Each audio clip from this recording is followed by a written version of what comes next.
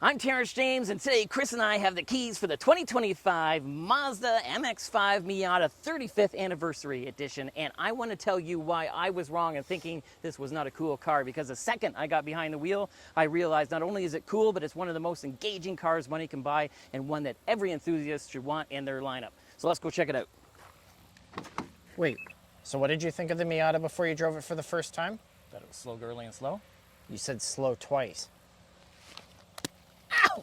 What's your deal? I said I changed my mind. No keys for you. Where'd you get a fly swatter from anyway?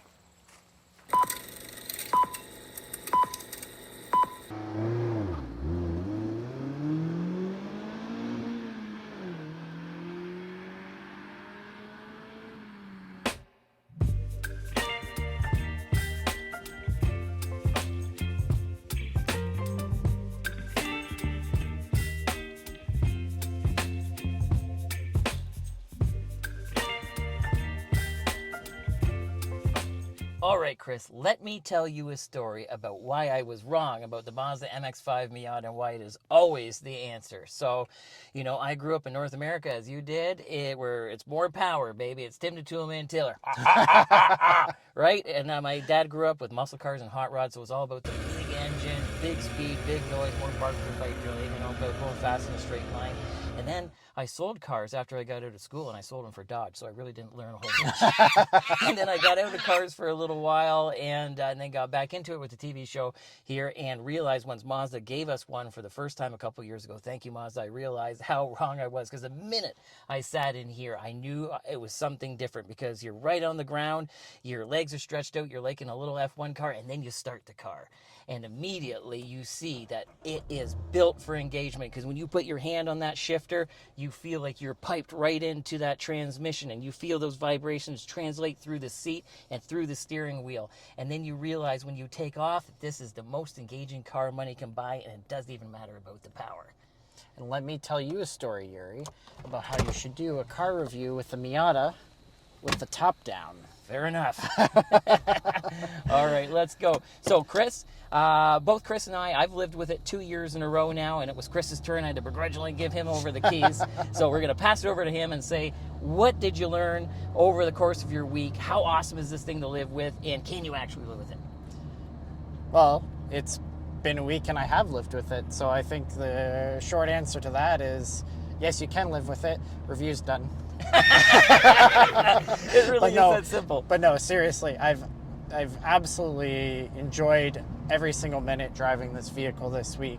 Mazda, you're not going to get it back, so don't even... Send the repo people. Yeah, send the repo people. Don't even expect to see it come back. You're never going to see this car again. No, and I just want to say really quick, because I wanted to give you most of the time to talk because you lived with it, but we were joking around and thinking about skits and things like that, and I can only envision at Mazda headquarters every year that, you know, some bigwig is saying, okay, well, what are we going to do different this year? And someone in the top leadership position smacks him in the face and says, what are you thinking about? If it ain't broke, don't fix it. Because it really is the perfect recipe for driving engagement, isn't it? Yeah, exactly. It all starts with this engine and the tweaks that they've made to this engine the last few years. Like, just listen. 7,500 RPM red line. And it's natural. Yeah, all naturally aspirated. Well, not only that, but I mean just the noises. Like this is the way that a car should sound. Like my car makes noise, but it's all fake. It's piped in. It's, you know, like this is incredible. Like this feels like between the hair, you know, like my toupee, I've got to bolt it down. You know, I got that Gorilla Glue on here. But realistically, it's like it's a unique experience. Yeah, exactly. It's really an experience that's unmatched, I think, at this price point. Like, I know we've talked about some of the competition being the Toyota 86, the BRZ, stuff like that, but none of them offer this. No, you don't have the top-down experience. And I've said it before, including in other Mazda reviews, because I owned a BRZ, and you want to call it competition because it's approximately the same size and approximately the same money and approximately the same horsepower and speed and everything. But right. Realistically, they're not the same because the BRZ GR86 is meant for people like me who can maybe afford $30-something thousand Canadian, but not as a dedicated toy, where I'd have to still stick the family in, and my Canadian cargo test with the hockey, and my Moose Baby, which I could do with a BRZ or a GR86. But unfortunately, to get that, you're losing a layer of engagement. Do you know what I mean? Because obviously they put the roof up on those two cars, and you don't feel that piped in. Like this, to me, Chris, and I'll turn it over to you, but I've never driven a car, including that Gran Turismo $400,000 car, which was amazing, you know, Maserati and all these Jaguars and all these different things. You don't feel like man and machine in those. Like, I feel like literally I am part of the chassis on this. Like, whatever vibrations are coming through the car, coming through me, and I feel at one with this car. Well, and I even said to you off camera, like, I have had the opportunity to drive a Porsche 911 GT3 RS, and even in comparison to that, that car is, like, this is the whole slow car fast. Yes. You're able to drive this car in a fun and engaging way on the roads every single day, and you're not breaking the laws. The GT3 RS, you'd go to jail. Well, and then some. No doubt. No, it is so true, because, and that's the thing, and we're saying, yes, $30,000-something for a toy is expensive, but when you look at the fact that this car, we never talk about in a review, how does it make you feel? This car makes you feel alive. It makes you feel like you were in a GT3 RS without spending 3 times the amount of money. But I think now it's time for a traffic light Grand Prix acceleration test. That's what I'm thinking. I think you're right. Because I want to show people that 5.5 seconds 0 to 60 is not slow at all. That's Civic Type R. That's faster than a GR Corolla. All right, I'm going to be quiet. Let's see if we can get a little I'll hold my toupee down. A little bit of rear-wheel drive wheel spin here.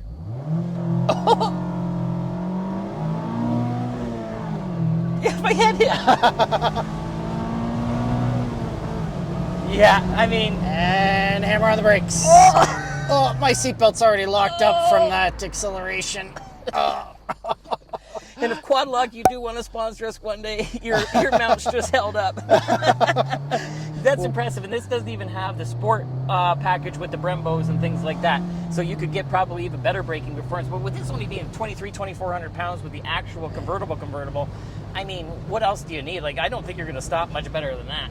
No, I couldn't agree more. I don't see why you would even need to get those Brembo brakes, to be honest. I think the one we had last year, I think, did have those. Yeah, and to be honest with you, like we were saying off camera, my BRZ had all that stuff with the RS package, but you know what? In reality, when I drove the base model for the review against my own car, because they're such lightweight cars, they just more about aesthetics. You know, you don't really need to spend the money. But what I do think is important is, compared to the base, you can, you can get an upgrade for about $3,000 or $4,000 for the LSD and the upgraded Bilstein suspension, and in combination with this amazing lightweight bespoke chassis and how rigid it already is, it really, like I said, how much more, like, you got some corners, show us some corners, Chris, like, don't run anyone over, but let's, like how much better backroads car do you want than this? You know what I mean? And that LSD really helps put the power down, because it was a little extra fun. It would swing the back around on you with some of the earlier editions of this car, especially like the ND2 and stuff. Right, exactly. But when it does swing the back around, it's very predictable and balanced. It didn't really do it there, but... No, but you are right. It is a balance. I'm pretty sure that this car is pretty much 50-50 weight distribution. And it does go around those corners so well because it has independent suspension. I mean, you can get something like that Jaguar F-Type that we had on the show, and you're going to get double wishbones up front. But that's $100,000 and some odd $1,000 dedicated sports car. Right. This is a dedicated sports car for a fraction of that price that's going to handle even better than that, because that's a fairly plump car. And, and that's what you're saying. I have a Golf R. It's going to run laps around this thing in speed, but it doesn't feel fast. When you're talking about small car fast, or slow car fast. Slow car fast, pardon me, is because what do you want? Do you want like all the power in the world but you can't feel it, or do you want something you can feel? And that's what this car is about, is you feel absolutely everything, and not in a bad way. Yeah, not that it's a bucket of bolts, it's not. You feel the vibrations through the steering wheel. You feel like the shifter is literally dancing. Well, if I'm not touching it, it's literally dancing because it's that attached to the transmission. Exactly. Like, everything about it feels. I don't care. I think we mentioned the fact that, or we or maybe we will mention, but the fact that there's like nowhere to put things. In Well, this that's why car. we got a couple minutes left. Let's talk about the practicality or lack thereof, because I remember I was joking around when you first got this car when we picked it up, and you were trying to think, well, where do I put my keys? And then you go, oh, I'll just put it in the glove compartment. Well, there is no glove compartment. Well, I'll just put it in the door cards. Well, there is no door cards. Yeah, exactly. I think I ended up stuffing my wallet in the door pull. This is the cup holder. Yeah. You know what I mean? We do have a little bit of a glove box back here. Yeah, there's a small lockable one here and some stuff behind the seats and whatnot. But there's a little bit of trunk space. We're able to fit our Moose baby in. Yeah, even less trunk space in that Ridge line that had a trunk built into the box. You know what I mean? And we thought that trunk was about the same size as this. It was twice as big. Yeah, it's got to be twice as big. Yeah. I don't think we could stuff you in this trunk. No, we probably could. Not unless it was true mafia style and I lost a few appendages on the way. But in all seriousness, as we wrap this up, and we'll go into a walk around and slow things down and show you a little bit more facts if you're interested, and some more exciting things about the actual 35th anniversary edition. But realistically, this is the kind of car that makes you compromise. As I was just saying a few minutes ago about my BRZ, where you can have a car like this, small, lightweight, you know, that experience with the slow car fun, but on the same, or slow car speed fun, but unfortunately you lose a layer of that engagement because it's more about making the car compromise. So this one here, you have to wrap your life around this car.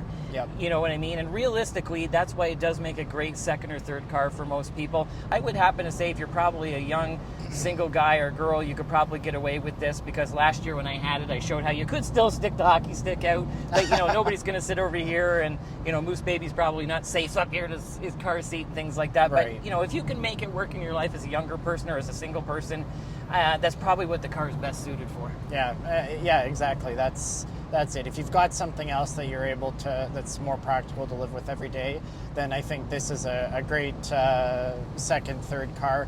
And in that vein, I'm sorry, dear, there's going to be a $36,000 bill coming soon. All right, put this thing in and send us off to the final thoughts.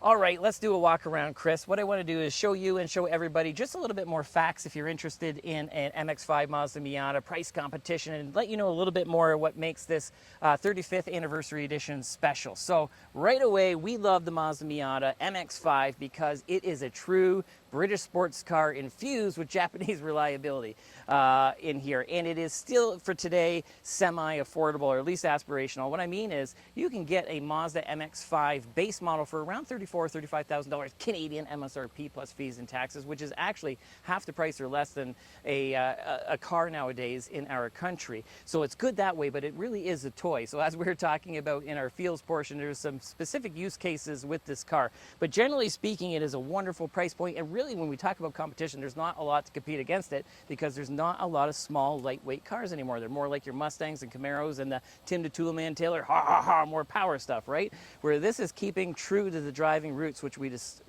talked about. So, but what I would recommend is for about an extra $4,000 or $5,000, which takes us just under $40,000, to get the base model with their extra package, because that is going to give you nicer things like heated seats and stuff like that, and some acoustic glass. But more importantly, what it's going to do is give you things that you can't see, because this has such an amazing chassis, and it really is set up to be a great backroads car. So you're going to get Bilstein dampers that are sport tuned, and you're also going to get a limited slip differential in the back to help put that power down. So the thing that I love with the Mazda Miata, right with you get the base all the way up to the top trim, which would be this one here. You're looking at about $45,000 and then some, and you can get a little less than this for $2,000 or $3,000 if you just want this without the exclusivity of some of the things with the 35th anniversary edition, like the leather seats, navigation, wireless Android Auto, and Apple CarPlay and things like that. But with the Mazda Miata MX-5, what you get all the way around is the heart, which is this 2-liter inline-4 naturally aspirated engine, and it is incredible because of the fact that it revs so high. So it's actually going to rev at about 7,500 RPM, which, unless you're driving an F1 car, is pretty high nowadays. And it's is like having a little bumblebee.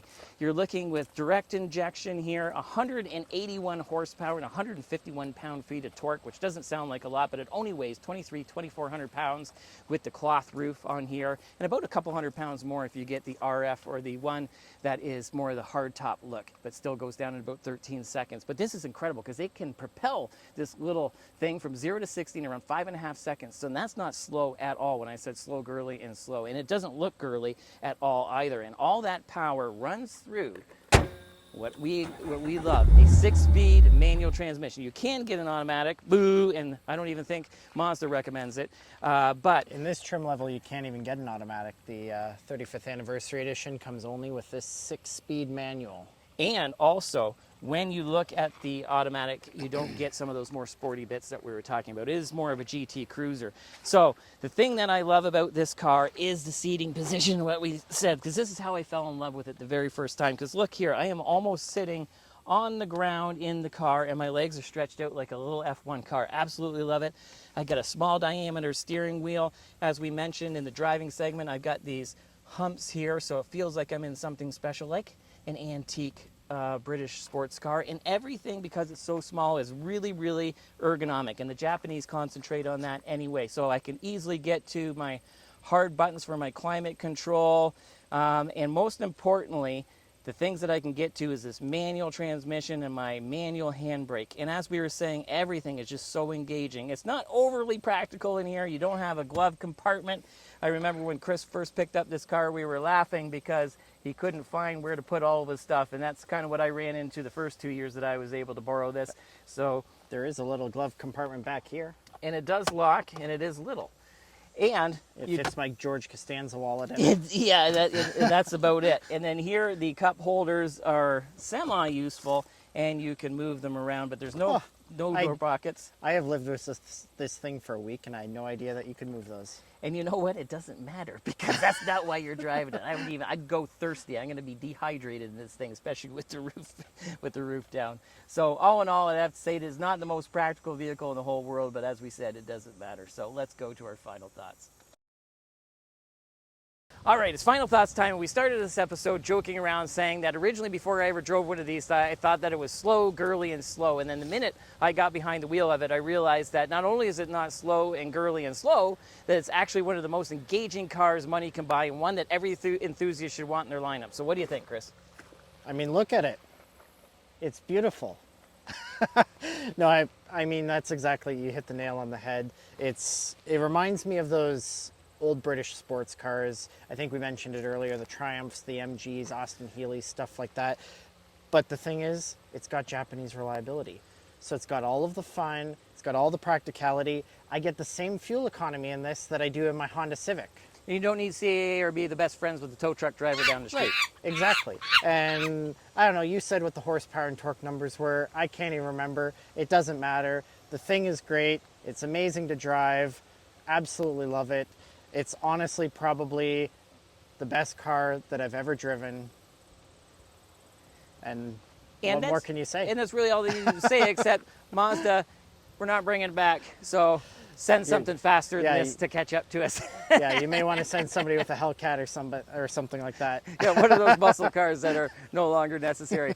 Thank you for watching, and if you are a subscriber, we do sincerely thank you for all the support. And if you're thinking about it, please do, because it really, really does help, and especially watching other videos as well. So check some of those out, and then go over to Meta and Facebook, because Chris here writes amazing articles on every car that we review, and you can get a lot more information from there as well. And okay, Mom, this is it. If you're not going to subscribe for this car, I don't know when you're going to subscribe, and no, I'm not coming home for supper. It's even red like the button.